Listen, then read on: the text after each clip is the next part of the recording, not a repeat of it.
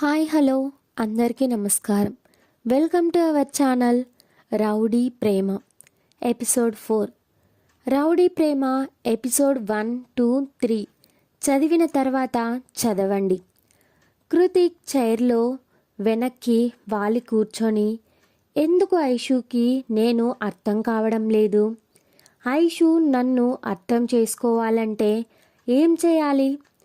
రూమ్లో ఐషు ఏడుస్తూ, ఇప్పుడు నేనేం చేయాలి? ఎలా తప్పించుకోవాలి ఇక్కడి నుంచి? దేవుడా, ఏదో ఒక చిన్న మార్గం చూపించు తండ్రి అని తను ఇక్కడికి ఎలా రావాల్సి వచ్చిందో గుర్తు చేసుకుంటుంది. ఐషు కృతిక్ దగ్గరికి రావడానికి ముందు ఐషు ఎలా ఉండేది అనేది చెప్తున్నాను, గమనించగలరు. అది అందమైన పొదరిల్లు, ఆనందాల హరవిల్లు, ప్రేమానురాగాల ఇల్లు. ఆ ఇంటికి పెద్ద హరికృష్ణ, శ్రీమతి రాధ, వాళ్ళ గారాల కూతురు ఐశ్వర్య ఐషు. ఐషు శ్రీ రమణి మ్యారేజ్ ఈవెంట్స్ కంపెనీలో మేనేజర్గా చేస్తుంది. శృతి, రాహుల్ ఇద్దరు తన అసిస్టెంట్స్ అండ్ ఫ్రెండ్స్ కూడా. ఐషు రోజు మార్నింగ్ లేవడం, త్వరగా రెడీ అయ్యి ఆఫీస్కి పరుగులు పెట్టడం, ఇదే తన డైలీ రొటీన్. ఒక అబ్బాయిని తల్లిదండ్రులు పెంచలేక ఒక బస్టాప్లో వదిలేసి వెళ్ళిపోతారు. అక్కడ చాలామంది చూస్తారు, కానీ ఒక్కరు కూడా ఆ బాబుని పట్టించుకోరు. బాబు ఆకలి అయ్యి గట్టిగా ఏడుస్తూ ఉంటాడు. అప్పుడే అక్కడికి మామూలు వసూలు చేయడానికి ఒక రౌడీ వస్తాడు.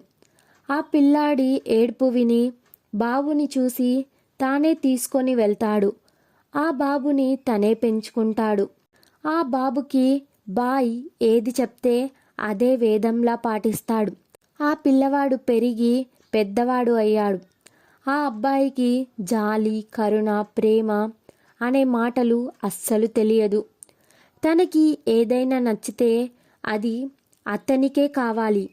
అది ఎంత పెద్ద ఇల్లు అయినా, ఫ్యాక్టరీ అయినా కూడా. అతను అనుకున్నవి జరిగి తీరాల్సిందే. ఐషు ఒకరోజు మ్యారేజ్ ఈవెంట్స్ కోసం దూరంగా ఉన్న ప్రదేశానికి వెళ్ళాల్సి వచ్చింది. ఆ రోజు శృతి, ఐషు మాత్రమే వెళ్తారు. రాహుల్ రాడు వాళ్ళతో పాటు. ఇద్దరు స్కూటీలో వెళ్ళి అక్కడ అంతా చూసి అని వాళ్ళకి చెప్పి నోట్ చేసుకొని తిరిగి బయలుదేరారు. ఐషు ఇంటికి వెళ్ళేలోపు దారి మధ్యలో జరిగే సంఘటన వలన ఐషు జీవితం మారబోతుందా? కృతిక్ రౌడీ ఎలా అయ్యాడు?